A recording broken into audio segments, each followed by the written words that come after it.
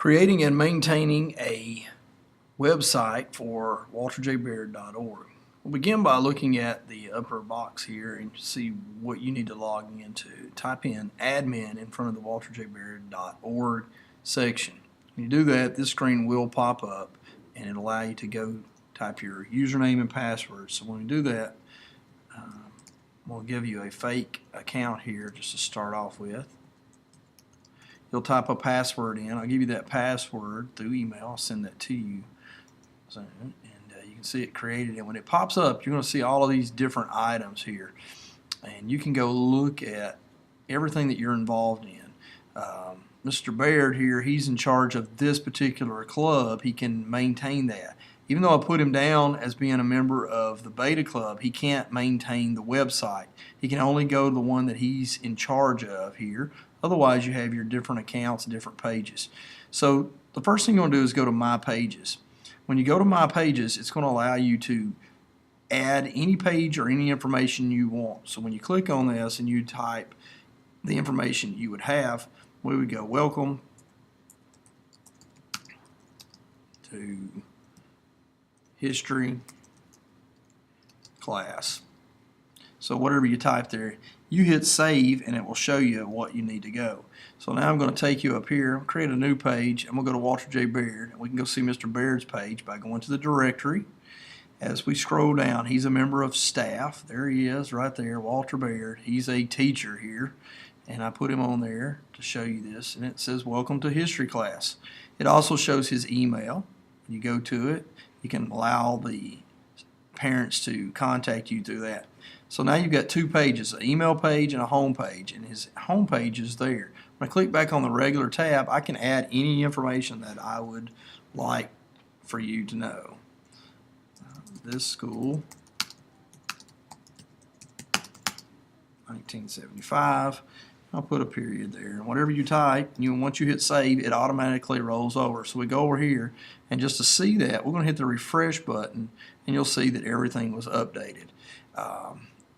We don't want you to update your picture. We want to keep it the same as everyone else's. Now, Mr. Baird's has a brown background, so I would correct that for you and do those things on my end. So you won't need to be able to do that. We want everybody's to stay the same.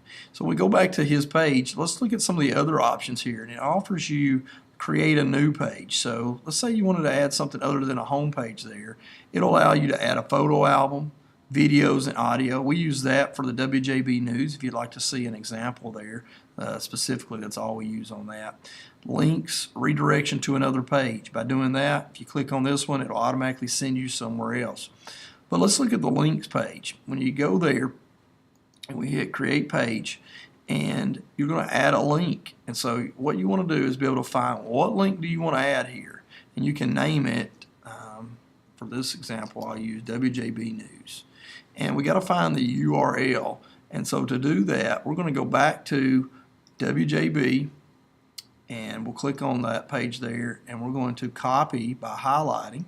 Hit Command C or Control C will copy that for you. You can then go back to the page we were at and put that URL in there, and it will pop that up each time. Now you can have it open in a new window or not, but that's all you have to do. So when we do that, hit save, and now you have a link on your page. So I'm going to go back to Mr. Baird's page, and I'm going to hit the refresh button, and you'll see a links category open up. By doing so, the links category will now show you there, and when you click on that link, it takes you to the correct one. So again, hitting back, and you'll show every link that you add will go down here. It will alphabetize them. There's nothing you can do there for the most part. Occasionally it will allow you to move them around, but it typically puts them in alphabetical order as you add links. So you can always go add and order the pages. You can change the order that you have here. So for example, you can take this one and you say, well, I want the links page to be up above the calendar.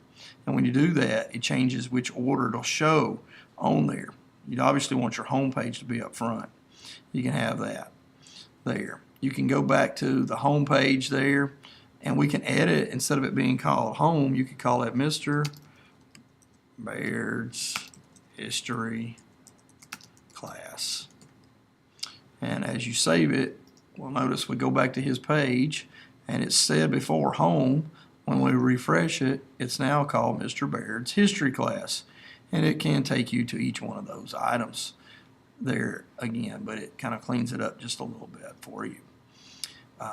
The other things that you have on there is a calendar. You can link a calendar to that, and the settings, the calendar itself is there, but if you want to add the calendar, you link your Google Calendar or import a Google Calendar. Either one would work, and it allows you to do that. So if you wanted to link a calendar, you click there. It's going to take you to whatever account that you have. I'll take it to my account, and then I'll say allow.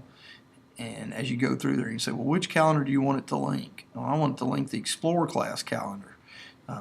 That's the one I just want. You just click it, whichever one you would like for it to link. Yours will show only the calendars that you're a part of or that you own.